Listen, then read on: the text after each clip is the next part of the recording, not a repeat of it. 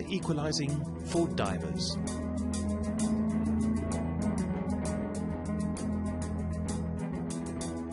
This presentation is a brief introduction to give you the skills to perform ear equalizing in a way that will make your diving both enjoyable and safe. The important part of ear equalization is the middle ear. The middle ear is behind the eardrum and before the inner ear and is ventilated through the Eustachian tube, which opens behind the nose. This semi-closed opening is vulnerable to pressure changes, and that's the fullness you experience in a plane and certainly while diving. One of the most important assessments a diver can undergo as part of a diving medical fitness assessment is the examination of the ear. This is a cartoon of a tympanic membrane, and there's the actual picture of one. What we do during an examination is to watch whether the eardrum moves. This is the part that usually moves clearly, and in the next video clip you will actually see both the external ear canal leading up to the eardrum. This is an external ear and ear canal. We pass the trachea, that fleshy mound. This is skin overlying cartilage with little hairs that produce the wax that doesn't protect the ear completely, and in fact divers can sometimes get infections called swimmer's ear. And in the distance you see the tympanic membrane or eardrum, and this is the part that actually moves as the diver equalizes. The next video clip shows you looking upwards towards the nose where the openings of the Eustachian tube are. In the middle of this image you see a pyramid-like structure, which is the nasal septum, dividing the nose into two passages, and on both sides you see a fleshy mound with an opening in the middle, which is the opening of the Eustachian tube. In order to be able to effectively adjust middle ear pressure to increasing pressure as a diver descends, we need equalizing techniques. There are a variety of techniques, and we'll spend some time explaining them, but to start with, the process of equalizing the ears is not necessarily a comfortable one.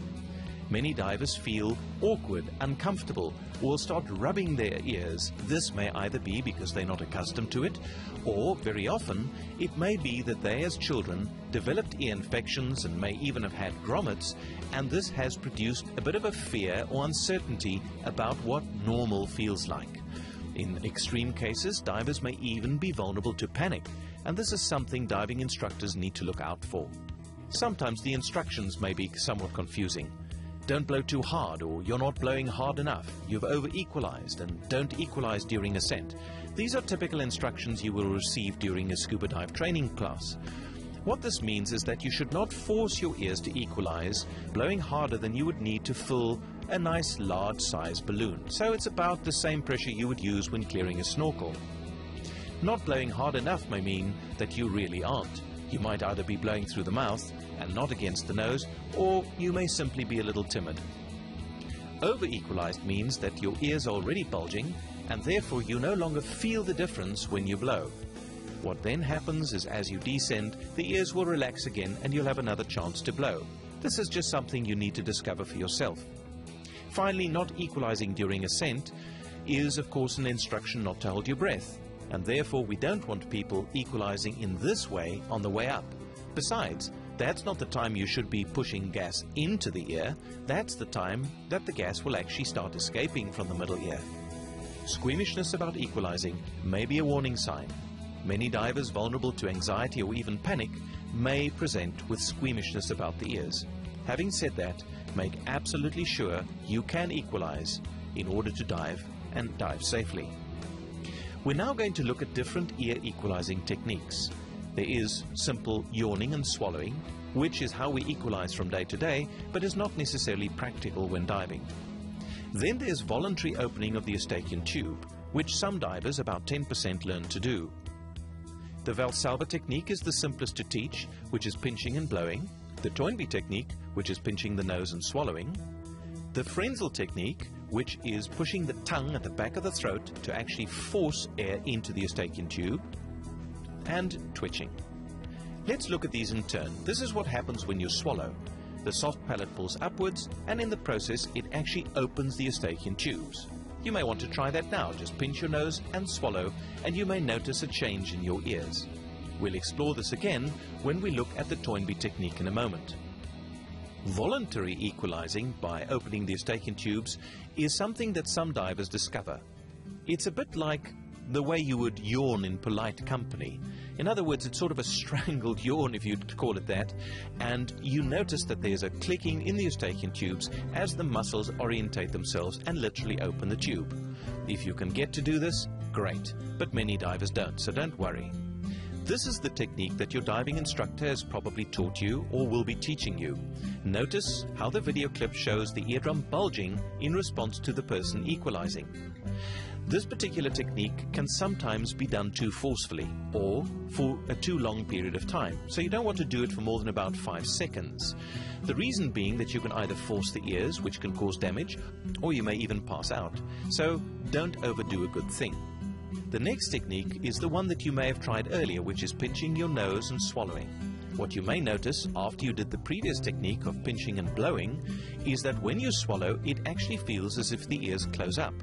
That's because this technique initially opens the Eustachian tube and then milks it empty, actually showing that your Eustachian tube works in both directions, allowing air in and allowing air out. The next technique is one that's worth mastering if you can.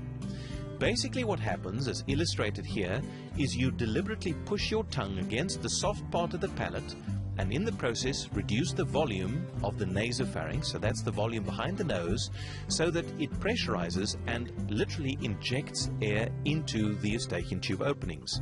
It's a bit like saying or k in the back of the throat.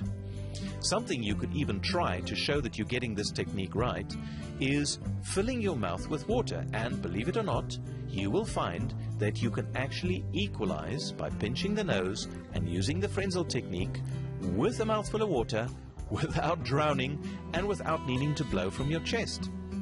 Try it. It's worth discovering. Many people who struggle to Valsalva do very well with the Frenzel technique. Experiment and try it out. It's something you will do most when you dive. The next technique is really just a fun way to discover your ears, and basically you pinch the nose, blow gently, not to the point of equalizing, but then just before they would pop, you turn the head to the side. What that does is it stretches the Eustachian tube and literally allows gas to escape into it. Now, if equalizing doesn't work the way it should, there's some tricks you can try. I've used the mnemonic Help Me to make it easier to remember. Head tilting, Edmonds, Lowry, politzerization or OAT events, medical assessment, and ENT visits. So let's have a look. Head tilting is useful when you find, as at least half of divers do, that the one ear is easier to equalize than the other. So here's what happens. When you stretch the neck, it actually pulls down on the oropharyngeal structures, that's the space behind the tongue, and it makes it easier to equalize the ear that is, if you like, pointing upwards. Now, this has got nothing to do with daylight or buoyancy. It's literally just the effect of stretching the Eustachian tube. So, why not try it? Tilt your head, remember to stretch the muscles in the neck, and let the ear that is a little bit slower than the other, if you have that, point upwards. Then, using any technique you like, try to equalize. You should find the ear pointing upward now equalizes first, or at least faster than it used to. The next technique is very, very powerful, and it involves jutting your jaw forward, something you can do even with a regulator in the mouth. What that does is it tenses the jaw muscles involved with opening the jaw, and in the process opens part of the Eustachian tube. It makes equalizing easier. Try it. It really is worth doing. And then if you'd really like to just feel your Eustachian tubes open, try Christopher Lowry's technique. It involves pinching your nose, blowing gently, and swallowing at the same time. You may need to take a glass of water to make it easier. Now, for divers that struggle to equalize, rather than consider medication long term, this is a device that is available and is basically a balloon and a nozzle. Many divers find ways to improvise this technique, but essentially what is involved is inflating the balloon through the nose, and in the process both equalizing the middle ear, because the amount of pressure involved in inflating the balloon will open the Eustachian tube, but also, as the balloon deflates, swallowing intermittently so that it exercises the Eustachian tube. In my experience, I've found that divers that use this device, maybe 2 to 3 times a day for a week, find that their ears are easy to equalize and they no longer need the medication that they may have used in the past, like Sudafed or pseudoephedrine. Speaking of pseudoephedrine, we don't recommend pseudoephedrine for divers that are completely unable to equalize or have chronic or even persistent ear equalizing problems. The same is true for topical decongestants. If you find that you need to use these to dive or equalize, it may be that you just need better instruction or perhaps even an ENT intervention to make it easier. So, rather than taking pills all the time, why not see a diving doctor or call Dan? Remember, if you do use a topical decongestant, this is the area you're aiming for. So the best is actually to lie with the head tilted back, nostrils towards the ceiling, and put 2 to maybe 5 drops per nostril, allowing about 1 to 3 minutes for the decongestion to work. We do think it's a good idea if you're a little bit concerned about diving and equalizing in the beginning, but most divers don't need this long term. In any case, you shouldn't use it continuously for more than 3 to 5 days at any time. Please remember, never force your ears. Diving deeper is not going to make it easier. Rather ascend safely, try again, but if it doesn't work, abort the dive. You can rather return another day without damaging your ears.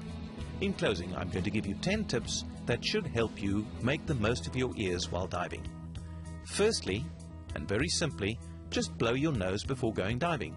We all accumulate some mucus, especially in dry climates, and you don't need to work through that debris to get your ears to clear, so just blow your nose. Secondly, confirm that you're able to clear before everything around the diving activity distracts you. In other words, before you have to deal with your PC or jumping into the pool or dealing with your equipment, just check that you can equalize. Thirdly, if you need to, use that topical spray before the first dive. It may just take the jitters out of the experience. Fourthly, remember to equalize regularly while descending. Don't wait for your ears to become uncomfortable. Equalize in advance. Then, you need to confirm that your ears are clearing before you go deeper. You can always use the shot line or the buoy line to steady yourself as you go down. And by the way, it's actually easy on the ears if you do so fins first. In other words, in a head upward position, rather than duck diving and having your head down. Practice with an Otavent if you can get hold of one, especially if you struggle with your ears from time to time. Ensure that you, or your students if you're an instructor, do not equalize on ascent. In other words, we don't want divers to equalize by pinching the nose and blowing when they are in the process of returning to the surface, because that would be breath holding. The gas in the middle ear escapes naturally, and you shouldn't have difficulties with this. If there's a problem, like you might have with a reverse block, then just return to the surface more slowly. Take your time, especially during the shallow parts of the dive where the greatest pressure volume changes occur.